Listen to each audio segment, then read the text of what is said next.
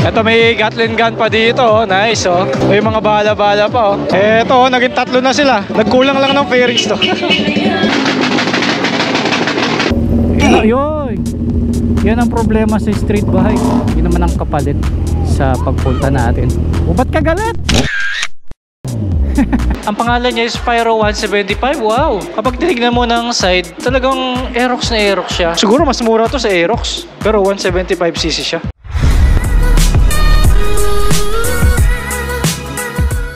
Alright guys, may bagong saltang motor dito sa garahe natin, no? Ito po ang Honda TMX 125. Nabili lang natin siya ng 30,000 sa Jeff G Motorcycle Trading at 3,200 lamang yung kanyang odometer. For me, mura na yon, lalo na yung motor, modelo, tsaka in good condition. Ito yung number 1 dyan eh. Buti pinalitan nila ng bagong upuan. Pagkatapos, bago rin yung baterya. Ang kinis ng motor. Alam mo, yung mga unit talaga nila doon, parang binrake in lang eh, no? So pupunta tayo ngayon sa Caloocan para umattend ng first motor show ng TRC Racing Philippines. At Z1 ang gagamitin natin. So ngayon, ang trip ng ating Z1 is 2,900. Nag-change oil ako ng big bike ngayon dahil Shell Advance yung ginagamit nating oil, 3,000. Doon tayo nag-change oil. So may 100 kilometers pa na dapat niyang i-travel bago tayo mag-change oil. So susulitin natin si Z1 ngayon at pagkatapos pag-uwi ko dito sa bahay, doon natin siya i-change oil. Para lumabas yung Z1, i-move natin tong TMX, tapos buksan ang gate. Wala na akong secondary camera. Maganda ang weather ngayon at gusto kong ginagamit yung Z1 kasi super loaded eh. May dashcam na from Chigi, di ba? May charger pa, may tire pressure monitoring pa. So kapag meron siyang tire pressure monitoring, hindi na tayo pumipiga-piga ng gulong bago umalis kasi pag malambot hindi pwede. Andito na nga pala yung ibang pyesa ni Reaper at puro mga TRC Racing. Yung iba, dahil wala pa naman si TRC Racing na product na like this, yung CNC flange at CNC na sprocket, kaya ibang brand yung binili ko. Ayan o, ganda. Tapos may adapter na tayo ng disc brake. Ito pa yung disc brake natin, para sa harap. Nice, di ba ang ganda? Gold. So install natin yan at ipapakita ko sa Facebook sa inyo, no? Kataon pa, itong dalawang bagong motor natin, pareho sila ng kulay, no? Pagtabayin ko sila. Sayang, nakatalikod lang eh. Oh! Nagkataon parehong galing. Gandang tignan, ano? Pagka sa garahe talaga may mga magkakaparehong kulay na motor, ang sarap nilang pag gaya-gayahin, no? Kaso nasanay na tayo sa green, so puro green yung mga motor natin, no? Dami ko ng piyesang nabili para kay Reaper at excited na akong gawa ng content. Gusto ko kasama ko kayo kapag binibuild natin yung motor para, alam mo yun, parang nafe-feel nyo rin na kayo rin yung nag-build ng motor. At soon, pag kayo naman nag-build, nabigyan ko kayo ng idea. At least, di kayo nadodoble ng gastos. Sa akin pa lang nakikita niya kung maganda at kung worth it ba yung gastos.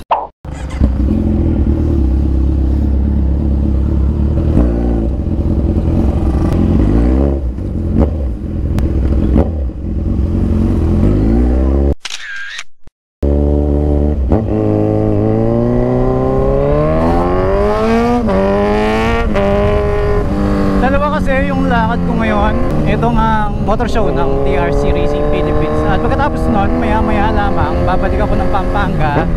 Well, bukod sa makauwi ako. May bagong bukas na binili brand dito sa San Fernando, Pampanga. At isa tayo sa inimbita para i-video yung pagbukas ng bagong tindahan.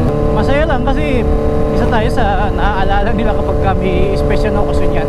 Napaka-special yan sa isang nagtitinda ng maraming motor, lalo't mga big bikes. Ang grand opening na yan dahil dyan mag-uumpisa yung journey mo sa pagtitinda.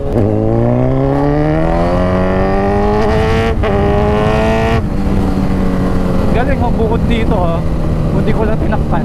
May speedometer. Dito rin sa Chigi, may speedometer. Saka meron siyang sariling trip A and trip B. Habang tumatravel, ayan tire pressure natin nandito. Yung compass nandito rin Galing, tsaka pwedeng palitan ng video. Nakikita ko yung likod ko.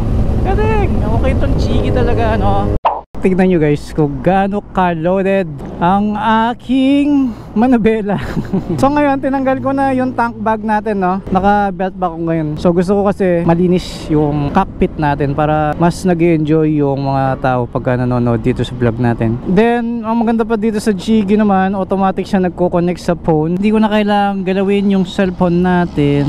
Search lang natin yung pupuntahan natin dito. Sinerge ko Caloocan Sports Complex. Arrival natin doon is 3:40 PM, 1 hour and 12 minutes, 57 kilometers. So super lupit, diba? Start natin, super loaded. Meron tayong LED na switch dito. Andito yung cellphone natin. Andito yung device ng Jiggy, charger ng cellphone. Jiggy rin yung brand. And then yung physical button para sa ating intercom. At ito yung ating secondary camera, which is tatanggalin ko na kasi hindi ko na siya gagamitin. Pati yung cellphone natin. Ang disadvantage lang naman sa paglalagay ng cellphone dito sa manibela ng motor, lalong lalo na kapag wala siyang anti-vibration, madaling masira yung camera. Malamig ang panahon ngayon at medyo parang nagbabasag-basag yung labi ko, no? Tapos nagmumotor pa ako, nahanginan yung labi ko, natutuyuan. Okay, ngayon nakapasok na tayo sa local road ba ang tawag dito? Basta nakalabas na tayo ng expressway. Yung travel natin ngayon is 9.8 kilometers, 28 minutes lang. Oh, galing ng Jiggy, oh. Nandito yung message ng messenger, oh. Nagno-notif siya dito. Kahit maliit yung screen, yung letters niya malalaki.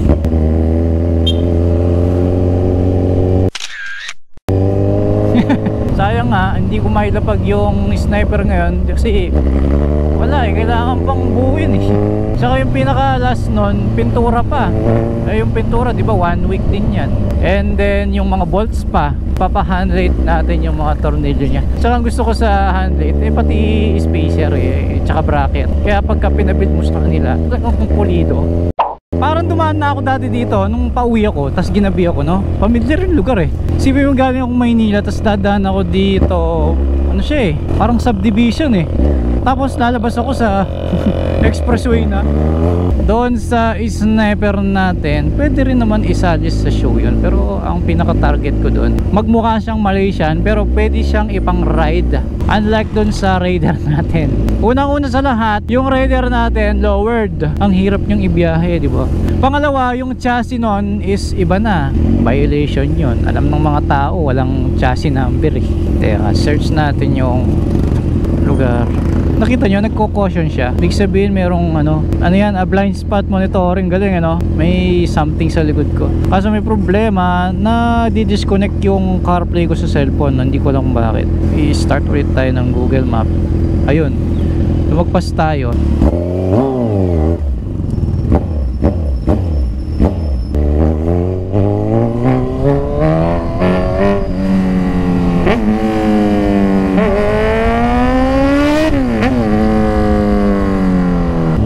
Nawala ulit siya. Hindi ko alam yan kung left or right. Patay.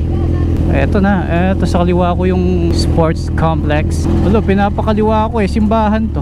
Dito. Tama ba to? Mukhang village na to ah. Tama kaya to? Feeling ko mali. Ayun yung ano eh, may building na malaki din eh. Di, wag na lang tayong maingay. Hala, mali. Kaya tayo sa tindahan magtanong. Pero tignan natin, baka may daan naman talaga dito. Pero hindi eh. Inappropriate eh. Papasok ka ba ng village para lang pumunta ng diba? Ikot tayo. Buti hindi ganun kaingay yung motor. Residential area, dikit-dikit pa naman yung mga bahay. Naka-release yung gas ko eh, oh. Primera lang eh, oh. Park tayo dito sa tindahan. Pabili. Coke po maliit. Nay, kung pupunta sa sports complex po, saan po dadaan? Lalabas po ulit? Tapos kakanan po? Namali ako ng pasok. May naririnig akong bumupumba guys. Diba? Sila na yun. Pero hindi maselan dito, tuloy-tuloy lang ako eh, no? Tignan mo, nakabukas ka agad yung ano, boom. Saan kaya yung entrance nun? Yun lang ang mahirap eh, pagka nagsasagawa ng motor show. Yung bombahan kasi, hindi mapipigilan yan. Ayun oh, may nakita na akong tent oh. Saan kaya yung entrance nun? Ayun! Eto pala, hindi ko nakita kanina to. Eto pala oh. Pwede ipasok to? Pwede. Thank you oh. Pwede pala tayong sumali. Ano mo dyan ilagay or doon sa harap mo? Hindi, alis din naman kasi ako agad eh. Alis ka agad. Sniper. Hindi pa buo pre. Hindi pa buo. Wala pa nga disc brake eh. Oo. Dito ka na lang. Kasi alis ka na. Oh, alis din naman ako agad para agad sibat ba. Oh, pakita muna ako doon. Saan ka ba pupunta? Wala, nag-iikot. Ah, okay, okay. Thank you, boss. Thank you. Ayos, oh. Pero nagse-setup pa lang sila. Meron ng mga naka-display na motor. Ayun yung stage nila. Kala ko dala mo ang iyong reader. Hindi pwede. I-display mo dito. Ay, yung sniper mo dito. Oh, sniper pwede, pero raider. Patay tayo kay boss, pre. Ano pala oh, bike rental. Ha? Si bike rental. Ay, hello, sir. Ito yung mga pyesa ng TRC Racing Philippines. At kumuha rin ako ng side mirror na ganito. Nako, excited ako ipakita sa inyo pagka binild natin yung sniper. Ang dami niyang pyesa. Meron palang ganitong kulay na caliper, pre. Ito yung Superman, di ba? Superman. Pati yung Batman natin may bronze din. Pula lang ata, silver. Oo. Ah, yun lang ang problema. So dapat kasi pareho. So tama pala, silver na rin yung kinuha ko. Oh. Ito maganda, Batman, oh. Na-excite tuloy akong buuin yung sniper. Pero ang daming pyesa. May tricycle din, nag-entry. Puro stainless lahat, oh. Nice. Ito may Gatling gun pa dito, oh. Nice, oh. May mga bala-bala pa, oh. Ultimo yung motor niya. Silver yung kulay, oh. Nice. Meron pang shotgun dito, oh. Ganda. Meron pa siyang extrang gulong, oh. Alright, unang-unang Raider FI na nakita ko. Land Pro category, street bike concept. Mukhang malakas din, pumutok-putok ang motor. Naka dual throttle body na manok. Ito yung mga karagdagang detalye niya, oh. Ito parang breather to, eh. Nilagyan ng ganito, no. Ito yung wala ako. Pagka Vans, napakalinis talaga ng formahan, ano? So tingnan mo naman, center stand, side stand, napakalinis, oh. Ito yung magandang pinang-show pero pwedeng ipan daily. Oh, ganda ng kulay. Green, street bike concept. Mio i125, sinali ni sir. Dalawang Honda Click 125. Wala silang mga tapalodo kasi sobrang baba at saka by 70. Malaki na kasing gulong. Ito, tinanggal na niya yung takip niya dito, eh. Siguro sumasayad kaya ganun. Dito sa part na to, puro mga Malaysian concept. Kapag ka Malaysian concept kasi parang pare-pareho na lang yung mga design ng mags nila, eh. Ito yung version 3 ng Honda Click 125. Paletter M yung harap. Sinakto niya sa kulay ng body yung mags, oh. Pareho pa yung kulay. Nice, ganda. Ganda nilang tignan, oh. Magkatabi. Tropa goals. Buti pa to, pantay yung tapalodo niya, oh. Yung sniper niya, pinalitan na rin niya yung side cover. Parang pang R15 daw to, eh. Saan kaya siya umorder na side stand? Eto, oh, naging tatlo na sila. Nagkulang lang ng fairings to. Ayun na, RFI, Malaysian concept. Napakadalang. Sila yung may-ari, oh. Ganda ng sniper, oh. Yung radiator niya, ang laki, oh. Tabas pa yata, oh. Maganda rin yung shifter ng Rapido, ayan, oh. Ito naman yung boat ng Datatec. Yan yung ECU na ginamit natin. Ito yung ECU nila. Then, ang kinagandahan pa, meron din silang product na full set. Mula radiator, chassis, fuel tank, swing arm, and half shifter. Pati black, meron din sila. Same brand. Tipos pa pala, oh, guys. Tapos, samahan mo pa ng manok, dual throttle. Tapos, meron din silang tambucho.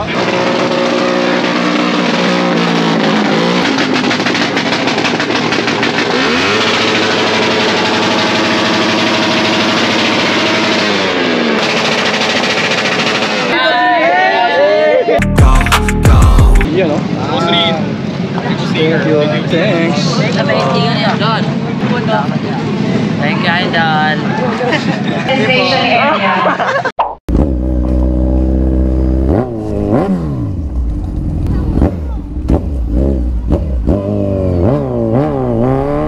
Sa takbo ulit tayo ng San Fernando, Pampanga para sa reopening ng Pinilingan. So, nag-text na sa akin yung isa sa tao doon. Tanong kung anong oras ako makakapunta. Since nagtanong na siya, kaya bumatch na ako sa event.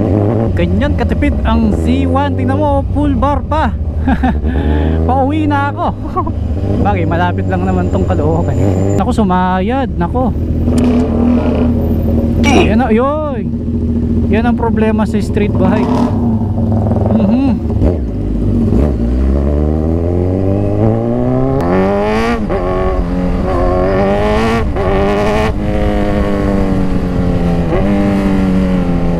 Nako, isuot mo ang helmet po para safe ang ulo mo. Since tayo ay pupunta sa Binili, baka meron kayong gustong request na motor na gusto nyo ma-features dito sa vlog natin, pairamin daw nila ako. Yun naman ang kapalit sa pagpunta natin. O ba't ka galit? welcome to San Fernando. Mukhang ito na yun, may mga tent ako nakikita eh. Tahimik lang tayo. Sabi nila 5 yung start. Ayun, 5, nandito na ako. So, okay naman. Hello. Hello. Magkaiba yung Moto Hub sa Benelli? Oh, yung motor. Ikaw nila, sir. Okay, guys, sir, motor. Sir. Ay, hello po. Hello po. Angelo, ako Hello po. niya before. Okay, thank you po. Oh, ang daming mga bikes. Oh, bakit may Aerox? Ay, 175. Ayos yun ah. Oh, parang ano, Kimco. Oh, ito maganda oh. Adventure bike nila oh. Okay. Ay, ito mama na to. For food centric. Okay. Lahat to? Isa lang, kala ko lahat. Daming magaganda guys oh. May mga scooter na rin sila. Ito talaga eh, mukhang Aerox to eh no. QJ Tech no. This is Sir Peter, Sir Tao, Sir Vincent. Okay.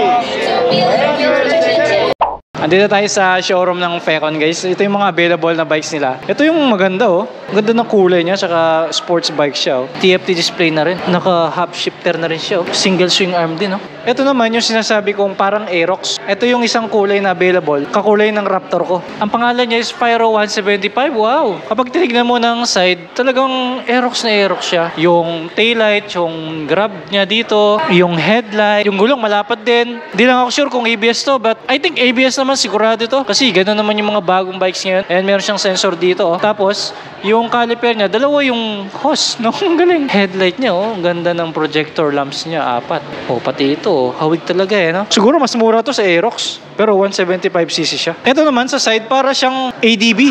Meron pa siyang traction control system, oh. Ayos, no? Pati rear niya pareho sila. Yung taillight, oh. Ayos. Oh, yung manibela niya, naked din. Ang laki ng TFT display. Adjustable din yung windshield. Yung headlight. Aba, may camera pa, oh. Ang pangalan pala niya is VADB. Nice. Ito naman yung kahawig ng first version ng Honda Click. Mas payat lang to sa Honda. No? Pero yung placement ng headlight and yung shape pareho lang. Mukhang magaan tong motor na to ah. Ito parang na-imagine ko yung Bergman. Ito naman Vespa version. Then meron din nga pala silang classic bike dito. Maraming salamat nga pala sa mga nag-invite sa akin dito.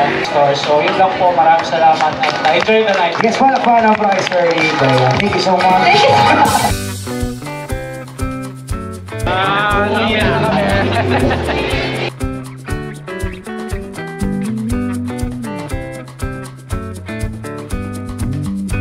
Tag-iisa-isa lang sa barbecue, ba't dalawa yan ha?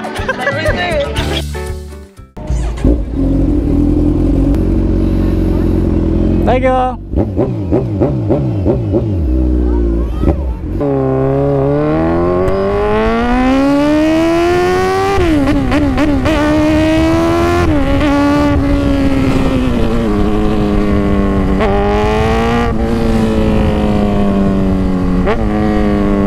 Dalawang event sa isang araw. Pero sulit naman, nakalibre pa ng dinner. Maraming salamat sa mga tumapos ng aking video. Hanggang dito na lang po muna.